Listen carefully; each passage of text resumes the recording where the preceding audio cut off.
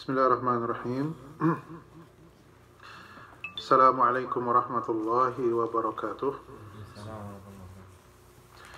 Innal hamdalillah nahmaduhu wa nasta'inuhu wa nastaghfiruh wa natubu ilaih wa na'udzu billahi min shururi anfusina wa min sayyiati a'malina. Man yahdihillahu fala mudilla lahu wa man yudlil fala hadiya lahu. Asyhadu an la ilaha illallah wahdahu la syarika lah wa asyhadu anna Muhammadan abduhu wa rasuluhu la nabiyya ba'dah. Amma ba'd. Ikhwani fillah rahimani wa rahimakumullah. Alhamdulillah kita dipertemukan kembali oleh Allah Subhanahu wa taala di pagi hari ini yang sangat dingin ya, di kota Riyadh. Ya, mudah-mudahan apa yang kita lakukan ini tercatat di sisi Allah sebagai amal saleh kita, dan mudah-mudahan ini memudahkan kita di dalam menggapai surga Allah kelak. Amin ya rabbal alamin. Kemudian salat dan salam semoga senantiasa tercurahkan kepada kecintaan kita, kepada panutan kita Nabiullah Muhammad sallallahu alaihi wasallam, kepada keluarga beliau dan para sahabatnya serta orang-orang yang mengikuti mereka dengan baik hingga hari kiamat kelak. Taib. Kaum muslimin dan muslimat yang dicintai oleh Allah Subhanahu wa taala, kita lanjutkan qiraah atau pembacaan dari kitab Syarhu Tashilil Aqidah Al-Islamiyah ya, yang merupakan karya dari Syekh Abdullah bin Abdul Aziz Al-Jibrin rahimahullahu taala. Dan sampai pada pembahasan yang keenam dari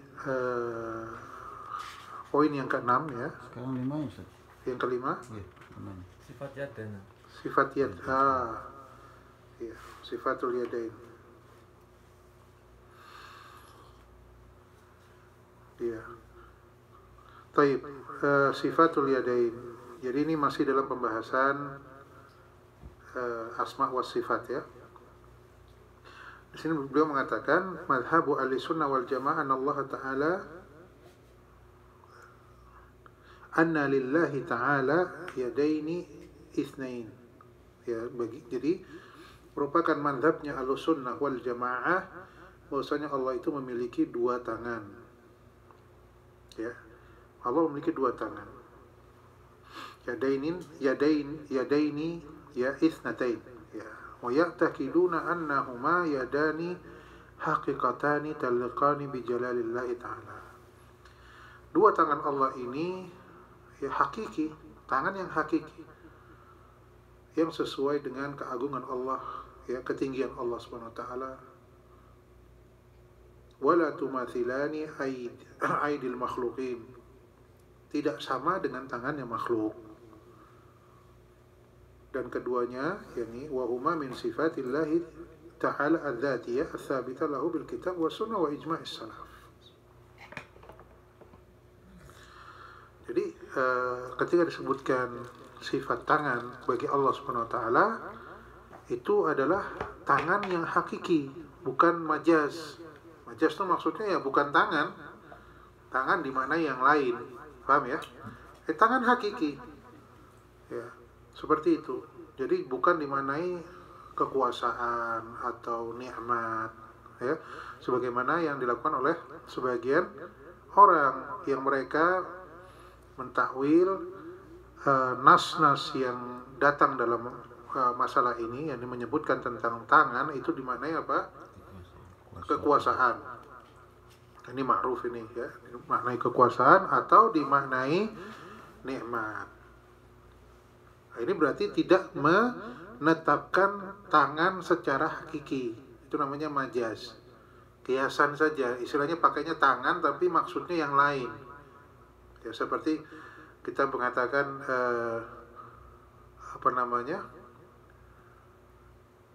alangkah hebat atau misalnya alangkah beraninya singa tersebut. Nah, singa di sini maksudnya apa? Singa beneran atau singa dalam artian orang yang pemberani misalnya. Nah, kalau kita menyebutkan atau memaknai singa maksudnya adalah hewan buas, maka itu singa yang hakiki, yaitu hewan buas yang berkaki 4, ya. Yang kita tahulah bentuknya seperti apa. Itu singa yang hakiki seperti itu. Kalau singa yang majas itu tadi memaknai singa dengan orang yang pemberani, ya. Itu namanya singa dalam artian majas. Nah, ini juga sama. Tangan, ya sebagaimana tangan yang kita pahami, cuma jangan ditakyif, itu saja. Tetapkan Allah memiliki tangan, memiliki 2 tangan, dan 2 tangan Allah ini hakiki, betul-betul tangan, ya. Namun kaifiahnya kita tidak mengetahui, karena Allah tidak pernah menjelaskan dan tidak ada seorang pun yang pernah melihat bagaimana kaifiah dari tangan Allah. Simple sebenarnya kan. Allah mengatakan dia punya tangan. Ya sudah, tetapkan dia punya tangan, sudah selesai. Terus tangannya bagaimana? Nggak tahu. Karena apa? Karena Allah nggak pernah ajarkan atau nggak pernah beritahukan kepada Jibril bagaimana tangannya untuk disampaikan kepada Rasulullah. Rasulullah sendiri tidak pernah melihat, dan tidak ada satupun ya dari manusia yang pernah melihat tangan Allah Subhanahu Wa Taala. Terus bagaimana mau ditakif, digambarkan? Tidak bisa. Karena untuk menggambarkan sesuatu paling tidak harus ada yang pernah melihatnya atau berita dari orang yang kita percayai. Iya kan? Orang yang kita percayai, yang kita yakini akan kejujurannya, menceritakan bahwa sesuatu itu seperti ini loh kaifiahnya. Nah, barulah kita percaya. Atau membandingkan sesuatu tersebut dengan sesuatu yang lain, yang semisal dengan itu. Sekarang Allah SWT, apakah ada yang semisal dengan Allah? Tidak ada. Yang kedua, apakah ada yang pernah melihatnya? Melihat Allah? Tidak ada. Tidak ada yang pernah melihat. Yang ketiga, berita dari orang yang kita percaya, yang kita yakini, yakni Rasulullah. Apakah pernah melihat Allah? Tidak. Ya. Jadi tidak ada berita, tidak ada yang sebanding, tidak ada yang semisal, dan tidak ada yang mengkhabarkan kepada kita bagaimana kaifiahnya, dan tidak pernah ada yang melihatnya. Ya sudah. Jadi kita hanya percaya saja kepada apa yang Allah sebutkan, selesai masalahnya. Tidak perlu ditakwil ke sana kemari. Dan nanti jadi aneh. Contohnya ini. Qala Allah Ta'ala mukhatiban asy-syaitan ar-rajim. Ya, Allah Subhanahu wa taala berfirman tentang syaitan yang ditujukan kepada syaitan, ya. Allah mengatakan ma mana'aka an tasjuda lima khalaqtu biyadai. Ada ya? Dia. Ya. Ma mana'aka an tasjuda lima khalaqtu biyadai. Apa yang menghalangi kamu, wahai syaitan, untuk sujud kepada apa yang aku ciptakan dengan kedua tanganku? Terus mereka bilang, apa yang aku ciptakan dengan 2 kekuasaanku atau 2 nikmatku. Nah, ini kan aneh, takwil seperti ini. Apa maksudnya 2 kekuasaan? Pertama, ma manaka antas, ini ayat ya, menunjukkan keistimewaan Nabiullah Adam alaihissalam. Kenapa? Karena beliau diciptakan langsung oleh Allah SWT dengan 2 tangannya.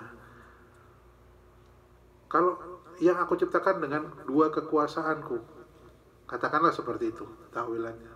Apa keistimewaan Adam dibandingkan kita, makhluk Allah yang lain? Sama saja.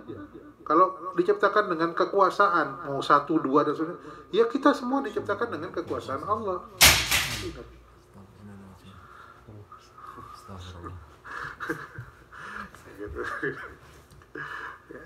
Jadi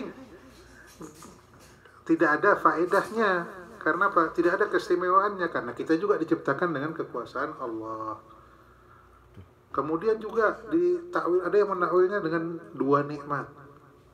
Ya, sama. Kita juga diciptakan dengan nikmat Allah SWT. Itu nikmat, ya. Kalau kita tidak ada keistimewaan. Tapi apakah kita langsung diciptakan dengan 2 tangan Allah? Tidak. Ya. Itu hanya keistimewaan yang dimiliki oleh Nabiullah Adam alaihissalam. Contoh lain yang sering kita sebutkan juga tentang Allah memiliki sifat kalam. Ketika Allah berfirman wa kallama Allahu Musa taklima. Allah benar-benar berbicara kepada Musa. Mereka balik itu. Wa kallama Allah Musa taklima. Musa yang berbicara kepada Allah. Ini kan jadi nggak ada keistimewaannya. Karena semua makhluk Allah berbicara kepada Allah melalui apa? Doa-doa mereka. Kita berbicara kepada Allah, ya Allah, ampuni dosa saya. Ini berbicara kepada Allah. Semua makhluknya begitu. Tapi apakah Allah berbicara kepada kita? Tidak. Ya. Hanya kepada orang-orang tertentu saja, ya, di antara Nabiullah Musa dan Nabiullah Adam dan Nabi kita Nabi Muhammad Sallallahu Alaihi Wasallam. Sehingga inilah ya akibat tidak mengikuti akidahnya salaf, sehingga akhirnya jatuh kepada hal-hal seperti ini ya. Jadi cari-cari takwilnya malah akhirnya tampak aneh ya, dari tafsiran-tafsiran mereka itu. Taib, kemudian nggak tahu ini disebutkan di kitab atau tidak. Wa an Abdullah bin Mas'ud radhiyallahu anhu ya qala jaa Hibr Jabir ya. Khabar ini nggak ada anunya. Jaa khabar ila Nabi sallallahu alaihi wasallam faqala ya Muhammad atau Habr ya. Ya Habr mendatangi Nabi sallallahu alaihi wasallam faqala ya Muhammad atau ya Abul Qasim Inna Allah Ta'ala yumsikus samawat. Habr di sini maksudnya Habr di sini adalah pendeta Yahudi ya. Seorang pendeta Yahudi itu datang kepada Nabi SAW. Dia berkata, wahai Muhammad, wahai Abul Qasim, ini kunyahnya Rasulullah SAW, sesungguhnya Allah menggenggam langit pada hari kiamat ya, dengan jari-jarinya. Demikian juga bumi dengan satu jari maksudnya. Kemudian bumi itu dengan satu jari ya. Kemudian air juga dengan satu jari. Seluruh makhluk dengan satu jari yang lain ya. Kemudian ketika Allah melakukan tersebut, Allah mengatakan ana malik, ana al-malik, aku adalah raja ya. Jadi ketika Allah memegang atau menggenggam langit pada hari kiamat itu dengan satu jari, bumi dengan satu jari, air satu jari, kemudian makhluknya yang lain-lain dengan satu jarinya, maka kemudian Allah sambil mengatakan ana al-malik, maka Rasulullah SAW tertawa ya. Tertawa apa? Tertawa dengan merasa ta'ajub gitu, ta'ajuban dengan apa yang dikatakan oleh pendeta Yahudi tersebut. Tapi itu bentuk pembenaran dari Rasulullah SAW. Betul bahwasanya Allah akan menggenggam langit dengan satu jarinya, bumi dengan satu jarinya, dan seterusnya. Jadi Rasulullah tertawa karena takjub dengan apa yang dikatakan oleh pendeta Yahudi, namun beliau membenarkan apa yang dikatakan oleh pendeta tersebut. Ya.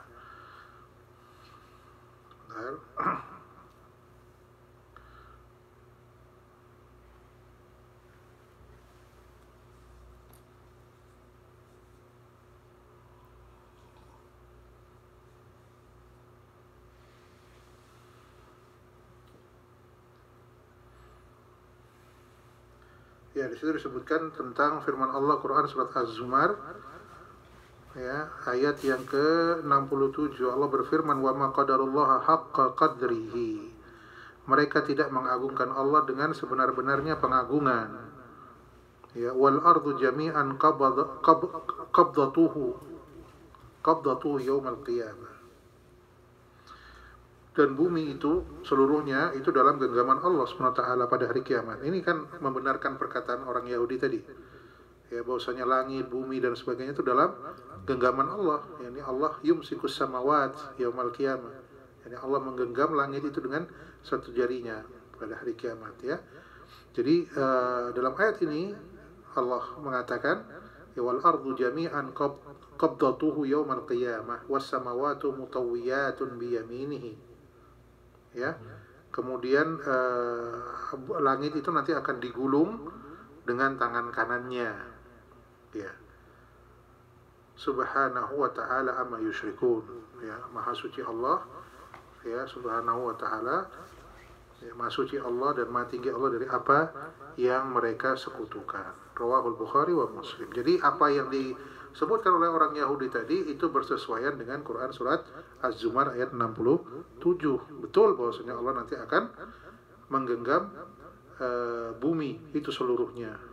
Ya, kemudian langit itu semua nanti akan digulung dengan tangan kanannya. Ya, berarti Allah memiliki tangan, sebagaimana yang dikatakan oleh orang Yahudi. Bagaimana kita mau memaknai perkataan orang Yahudi ini yang dibenarkan oleh Rasulullah?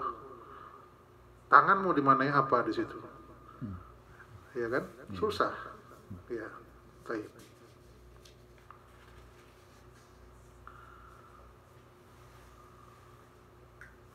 Kemudian juga di sana dibawakan hadis dari Ubaidullah ibn Muqsim bahwasanya dia melihat kepada Abdullah ibn Umar.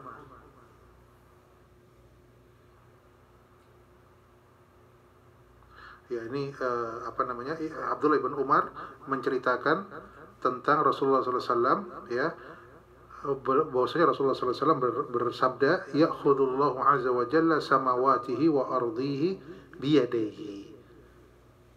Ya, jadi Allah SWT akan menggenggam langitnya dan buminya itu dengan dua tangannya. Fayaqulu anallah, kemudian Allah mengatakan aku adalah Allah. Ya, jadi Allah menggenggam dengan jari-jarinya dan Allah membentangkannya dan mengatakan ana al-malik, ya, aku adalah raja. Ya, hatta nazartu ila al-mimbar yataharrak min asfali syai'in minhu hatta inni la aqulu asakitun huwa bi Rasulillah sallallahu alaihi wasallam. Jadi maksudnya sampai aku kemudian melihat mimbar itu bergoncang dari bawah itu, ya, sesuatu menggerakkan mimbar tersebut, sampai aku berkata pada diriku, takut kalau Rasulullah nanti jatuh dari mimbar tersebut karena bergetar. Ya. Ala kulli hal, dua hadis ini menjelaskan bahwasanya Allah memiliki tangan.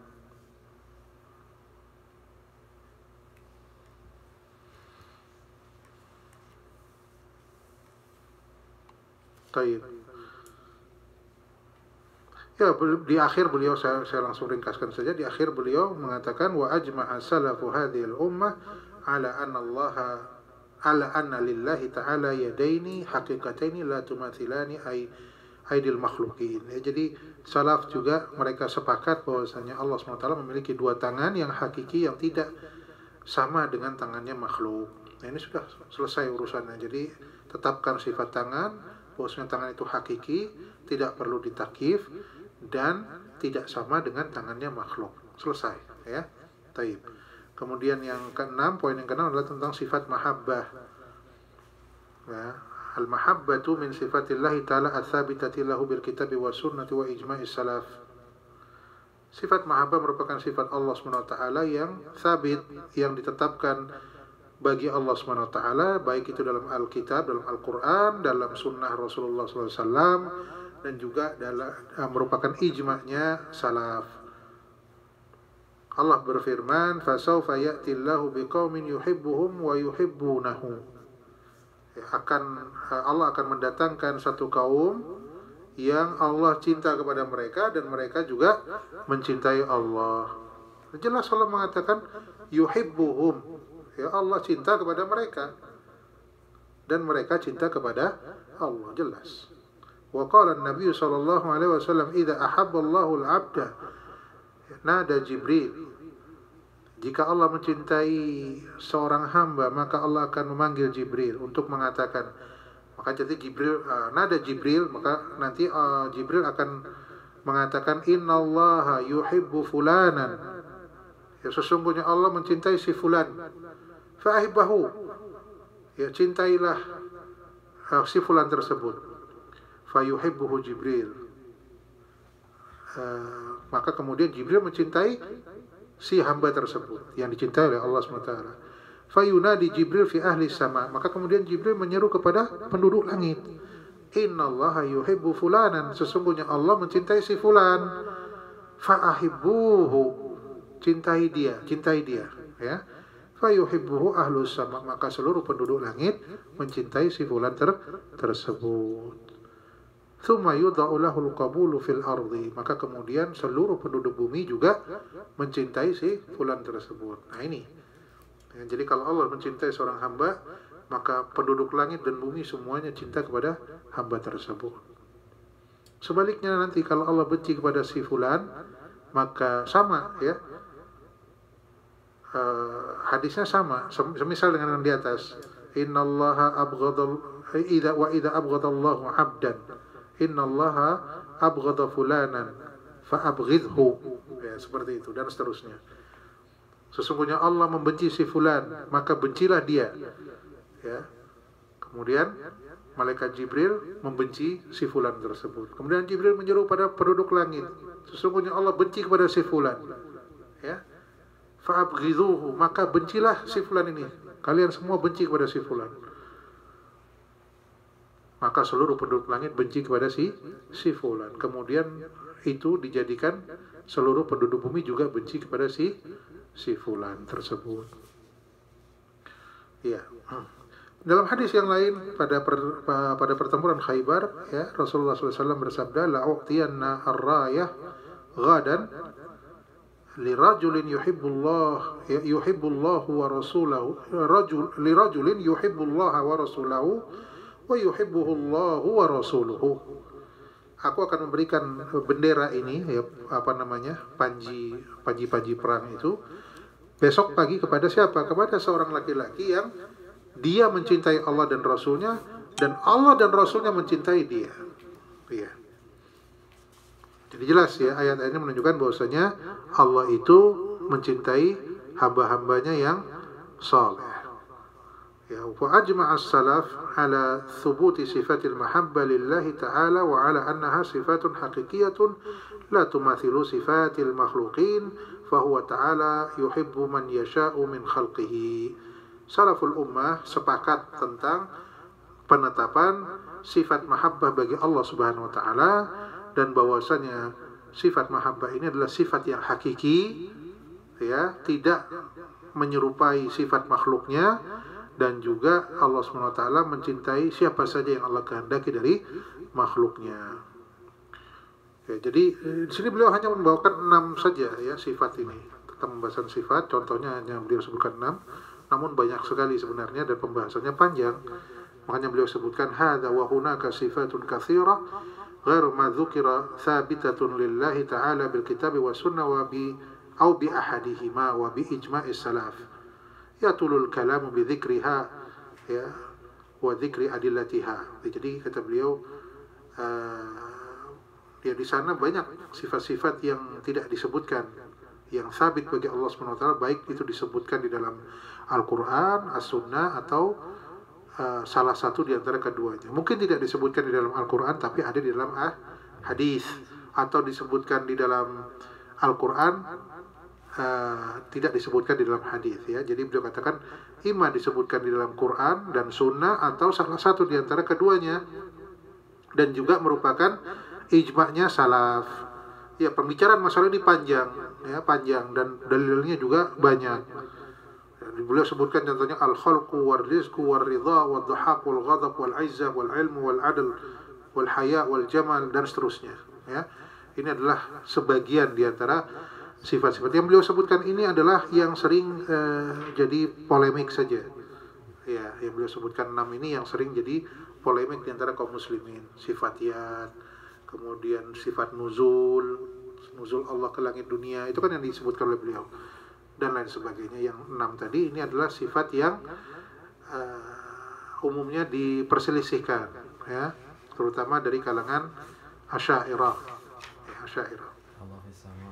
Ya, Allah fis sama itu kan sering diperselisihkan antara Asy'ari dengan Asy'ari, ya, yakni Salafi dengan Asy'ari, ya. Kalau sama Jahmiyah, orang Jahmiyah mereka menolak seluruh nama dan sifat. Itu mereka tolak semuanya. Ini tolak total. Gak ada itu, Allah tidak punya nama, tidak punya sifat. Itu kalau Jahmiyah. Ya. Dalilnya apa? Nanti kalau Allah punya nama dan sifat seperti makhluk. Ya, jadi kalau supaya kita tidak jatuh tasbih kepada makhluk, menyerupakan Allah dengan makhluk, ya sudah kita nafikan saja semuanya. Allah tidak punya nama, tidak punya sifat. Ya, sesuatu yang tidak ada namanya, tidak ada sifatnya, ya tidak ada. Ya, ada zatnya pasti ada sifatnya. Tidak mungkin tidak punya sifat. Ya, kalau tidak menetapkan adanya sifat bagi satu zat, maka berarti zat itu tidak ada. Ya sudah seperti itu saja. Ya, kemudian Mu'tazilah datang. Nah, Mu'tazilah ini bancinya Jahmiyah. Ya banci. Kalau Jahmiyah tulen, total ditolak semua nama dan sifat. Kalau Mu'tazilah namanya ditetapkan, sifatnya enggak. Ya, nama ditetapkan tapi sifat tidak. Ini Mu'tazilah. Nah, kemudian ini juga datang lagi Asy'ari. Asy'ari tetapkan sebagian kecil dari sifat-sifat. Nama jelas ditetapkan oleh orang-orang Asy'ari, ya. Tetapi mereka menolak hampir kebanyakan sifat dengan cara ditakwil. Bukan ditolak sebagaimana Allah tidak memiliki sifatnya, tidak, tapi jadi nolaknya itu secara halus. Ya, ditakwil. Tadi contohnya apa? Sifat yad tadi, tangan. Oh, dimaknai apa? Kekuasaan. Ya sebenarnya ingin menolak bahwasanya Allah punya sifat memiliki tangan yang hakiki, itu yang ingin ditolak. Cuma gimana cara nolaknya? Apakah kita tolak Allah memiliki tangan? Nah, ini kan berarti bertentangan dengan Al-Qur'an. Allah mengatakan, ya, ma mana'aka antas juda lima khalaqtu biyadaya. Kalau kita katakan Allah tidak punya tangan, berarti menolak ayat ini. Sebagaimana orang Jahmiyah. Kalau gitu gimana cara nolaknya? Kita takwil. Karena apa? Sama sebenarnya. Nanti kalau Allah punya tangan seperti makhluk, sama nggak dengan orang Jahmiyah tadi ketika nolak sifat Allah seluruhnya, ya? Alasannya apa? Karena khawatir menyamakan Allah dengan makhluknya. Alasan klasik yang sama dipakai oleh orang Asy'ari. Kalau kita tukang sifat tangan, berarti nanti Allah itu seperti makhluk. Allah memiliki jism, nanti Allah seperti makhluk. Nah, ini hujah yang sama yang mereka pakai dengan orang-orang yang menolak sifat, ya. Padahal akidah kita secara fitrah gampang saja kan. Apa susahnya menetapkan Allah memiliki tangan yang hakiki? Bagaimana tangannya kita tidak tahu, kaifiahnya kita tidak tahu, tapi Allah memiliki tangan sesuai dengan keagungannya, sesuai dengan zatnya. Sudah selesai. Kalau itu bisa kita tetapkan untuk makhluk, maka Allah lebih bisa lagi. Kalau kita mengatakan tangannya kambing atau kakinya kambing tidak sama dengan kaki manusia, sama-sama namanya kaki tapi kaifiahnya berbeda. Demikian juga Allah. Allah memiliki kaki, Allah memiliki tangan, namun kaki dan tangan Allah tidak sama dengan makhluknya. Al-Khaliq dengan makhluk itu berbeda sekali. Makhluk saja bisa sama namanya tapi berbeda hakikatnya, apalagi antara Khaliq dengan makhluk. Ini sebenarnya mudah, dibuat sulit oleh mereka. Jadi Asy'ari dengan Ahlu Sunnah, mereka sejalan dalam sifat-sifat yang mereka tetapkan bersama. Ya, jadi orang-orang Asy'ari menetapkan sebagian dari sifat-sifat itu, dan kita juga menetapkan hal yang sama dari sifat-sifat itu, namun kita berselisih dalam sifat-sifat yang tidak mereka tetapkan, yang mereka ta'wil. Baik. Ya, kemudian pembahasan yang keempat adalah samarat al-iman bil asma was sifat. Ini buah atau ya buah daripada keimanan terhadap nama dan sifat-sifat Allah. Al-Mabahats Tsalits. Ya, di sini 3 sana 4. Di sini 4. Ya, Al-Mabahats Tsalits, ya. Itu adalah buah dari keimanan kepada nama dan sifat-sifat. Anna ma'rifatal 'abdi bi asma'illahi wa sifatihi wa ma'rifatihi bi ma'aniha wa imanihi bi annaha sifatun haqiqiyatun taliku bi jalalillahi wa 'azamatihi wa annaha la tumathilu sifatil makhluqin. Ya, jadi yuksibuhu sa'adatud dunya wal akhirah.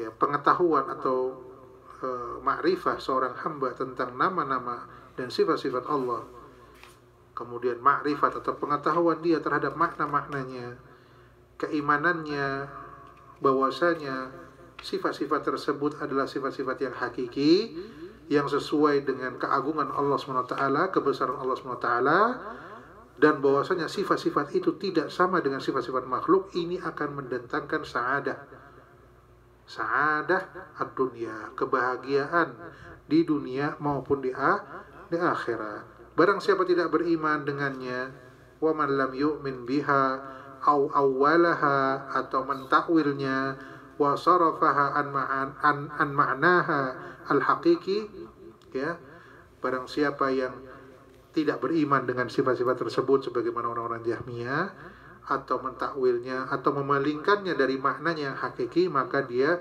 tidak mendapatkan sa'adah, kebahagiaan yang hakiki yang dimaksudkan di sini, ya. Karena ini adalah kekeliruan di dalam keyakinan atau dalam akidah. Fa imanul 'abdi bi asma'illahi wa sifatihi lahu thamarat wa fawaid katsirah. Ya, ada buah dari keimanan ini ada banyak sekali, di antaranya beliau sebutkan di sini, ya. A'zamu thamaratil iman bil asma wa sifat, yakni tanzihullah ta'ala anin naqais wal uyub. Yang pertama, ya, dengan keimanan tersebut kita dapat mensucikan Allah dari kekurangan dan dari aib, cacat atau celah. Kemudian kita mensifati Allah dengan sifat-sifat yang sempurna, yang sesuai dengan keagungan Allah SWT. Dan kita menafikan penyerupaan dengan sifat-sifat makhluknya yang lemah. Dan juga kita menetapkan nama-nama yang husna bagi Allah Subhanahu wa ta'ala. Itu yang pertama. Yang kedua, barang siapa beriman bahwasanya Allah memiliki, contoh di sini beliau sebutkan, ya, bagaimana hasil atau buah daripada keimanan yang benar terhadap nama dan sifat Allah. Ketika Allah mengatakan di antara nama-namanya Allah memiliki nama Al-Afu wal-Ghafur wal-Rahim, dan di antara sifatnya Allah itu Al-Maghfirah lil Mudhnibin, Allah mengampuni orang-orang yang berdosa, ya. Allah itu memiliki sifat rahmah, Allah memiliki sifat Al-Afu, ya, pemaaf. Maka ini dapat mendorong dia atau menguatkan dia agar dia tidak, ya, adamul ya'as, itu maksudnya adamul ya'as min rauhillah, artinya dia tidak putus asa dari rahmat Allah. Ketika dia berdosa, melakukan satu dosa, dia tidak putus asa dari rahmat Allah, bahwasanya Allah nanti akan memaafkan dia asal dia bertobat, ya, dari dosa-dosanya, mohon ampun kepada Allah, maka Allah akan mengampuni dia. Wa ila adamil qunut min rahmatihi, ya, tidak putus asa dari rahmatnya. Bal yansharihu sadruhu, ya, maka dan bahkan hatinya akan lapang. Karena apa? Karena dia mengharapkan rahmat Allah SWT dan ampunan dari Allah. Ini kalau kita mengimani sifat-sifat ini. Kemudian beliau sebutkan yang ketiga, barang siapa yang mengetahui bahwasanya sifat-sifat Allah itu diantaranya syadidul iqab, Allah itu keras hukumannya, wal ghiratu idzan tuhikat maharimuhu, ya, Allah itu memiliki kecemburuan jika di perkara-perkara yang Allah haramkan itu dilanggar. Wal ghadab, Allah juga memiliki sifat ghadab, murka. Allah juga akan menyiksa, menghukum orang-orang yang bermaksiat kepadanya, ya, dzuntiqamin mimman asahu. Maka ini akan apa? Membawa hamba tersebut menjadi takut kepada Allah, takut dari azab Allah Subhanahu wa taala, sehingga dia jauh dari berbuat maksiat kepada Allah, ya.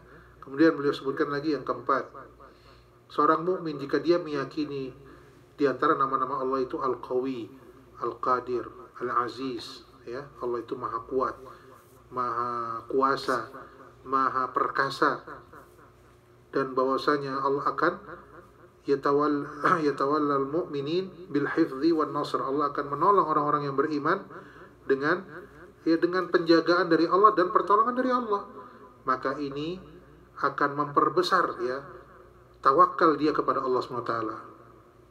Dia yakin bahwasanya Allah akan al-wuthuq bin nasri, dia merasa yakin dengan pertolongan dari Allah.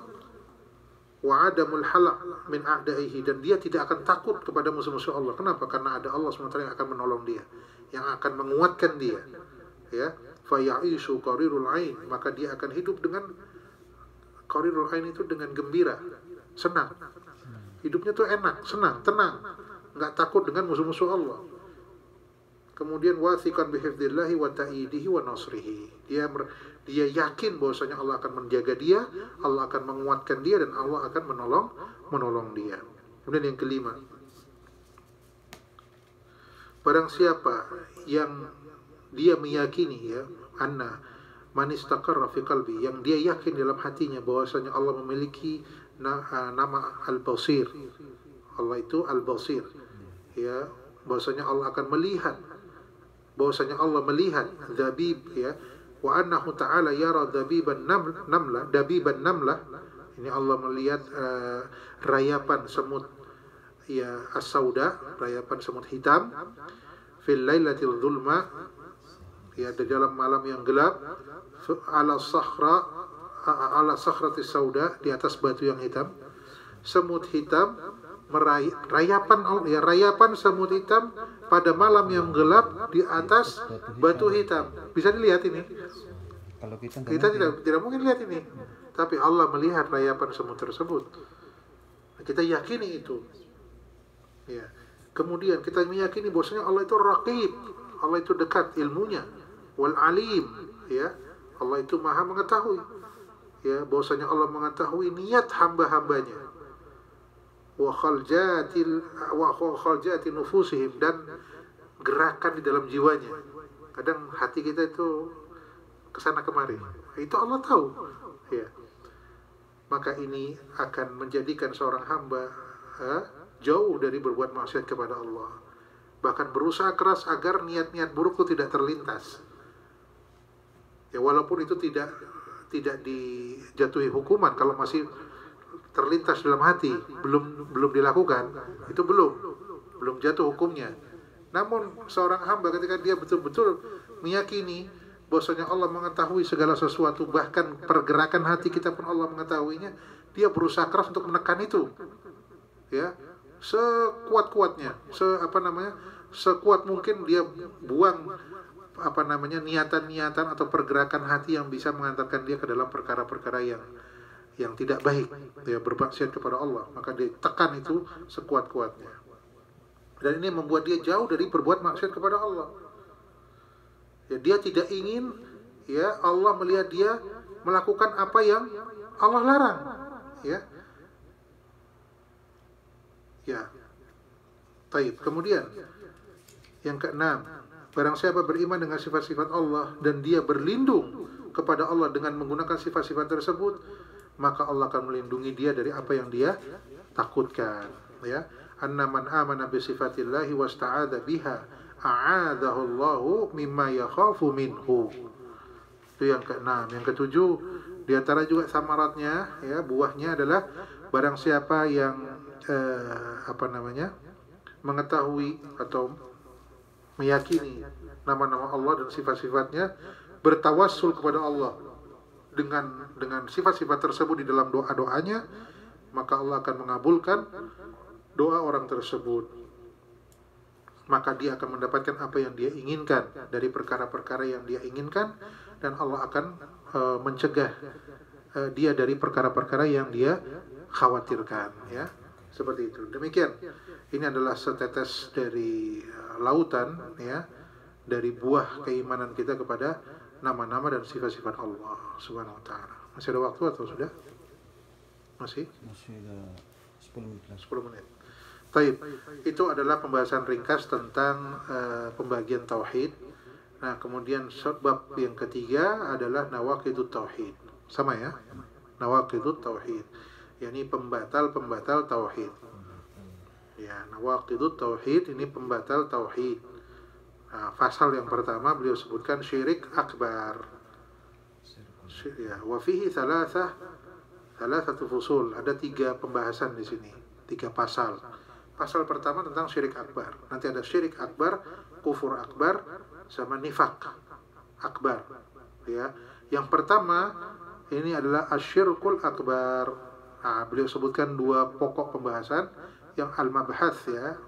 Mabhath yang pertama ta'rifu wa hukmuhu qabla an nabda qabla an nabda'a fi ta'rif syirki nadhkuru al-farqa baina nawaqid at-tauhid wa munaqqisatihi. Maksudnya sebelum kita membahas tentang syirik, ya, maka kita sebutkan dulu perbedaan antara pembatal tauhid dengan perkara-perkara yang mengurangi tauhid. Jadi ada yang membatalkan, ada yang mengurangi. Nah, nawaqidut tauhid, pembatal tauhid, yal umur allati idza wajadat 'inda al-'abdi kharaja min dinillahi bil kulliyah. Jadi perkara-perkara yang kalau itu ada pada seorang hamba, maka akan keluar dari agama Allah SWT secara total, secara keseluruhan. Wa asbaha bisababiha kafiran aw murtaddan an dinil Islam. Ya. Dengan sebab itu dia bisa kafir atau murtad, keluar dari agama Islam. Dan ini banyak. Ya. Kata beliau, wahiyya katsirah. Ya, banyak pembatal-pembatal tauhid. Tajtami'u fi syirkil akbar, yang mana pembatal-pembatal ini semuanya berkumpul pada syirik akbar wal kufur akbar wan nifaqi al akbar al i'tiqadi, nifaq i'tiqadi, ya. Jadi perkara-perkara yang membuat orang keluar dari agama Islam secara keseluruhan, murtad, ya, itu semuanya terkumpul pada apa? Syirik akbar, kufur akbar, dan an-nifaq al akbar, yakni nifaq i'tiqadi. Bukan nifaq, ada karena nifaq ada dua macam. Ada yang amali, ada yang i'tiqadi. Nah, tiga ini, yang i'tiqadi, nifaq i'tiqadi, syirik akbar dengan kufur akbar, ini yang mengeluarkan pelakunya dari keislaman. Adapun yang mengurangi tauhid, fahiya al-umur allati yatunafil kamalat tauhid. Jadi perkara-perkara yang menafikan kesempurnaan dari tauhid, tapi tidak mengurangi tauhid sampai keseluruhannya, cuma mengurangi kesempurnaannya. Kan tauhid itu bertingkat-tingkat, sebagaimana keimanan bertingkat-tingkat. Ada yang keimanan sangat tinggi, ada yang bertambah dan berkurang keimanan itu. Nah, ini perkara yang mengurangi tauhid itu tidak mengeluarkan pelakunya dari Islam secara keseluruhan, tapi mengurangi saja, ya. Maka kalau misalnya itu ada pada seorang muslim, maka itu ada celah atau lubang di dalam tauhidnya, dan akan berkurang keimanannya, tapi tidak keluar dari Islam. Apa ini? Ini adalah maksiat-maksiat yang tidak sampai kepada derajat syirik akbar atau kufur akbar atau nifaq akbar. Dan wa ala ra'siha, di antara yang paling pokok, adalah dari perkara-perkara yang mengurangi tauhid, beliau sebutkan wasailu syirkil akbar, wasilah yang mengantarkan seorang kepada syirik akbar. Ini termasuk yang paling pokok, yang paling yang paling mengurangi tauhid seseorang. Tidak sampai keluar, ya, di sini tidak sampai keluar, tapi mengurangi kadar tauhidnya, kadar keimanan dia.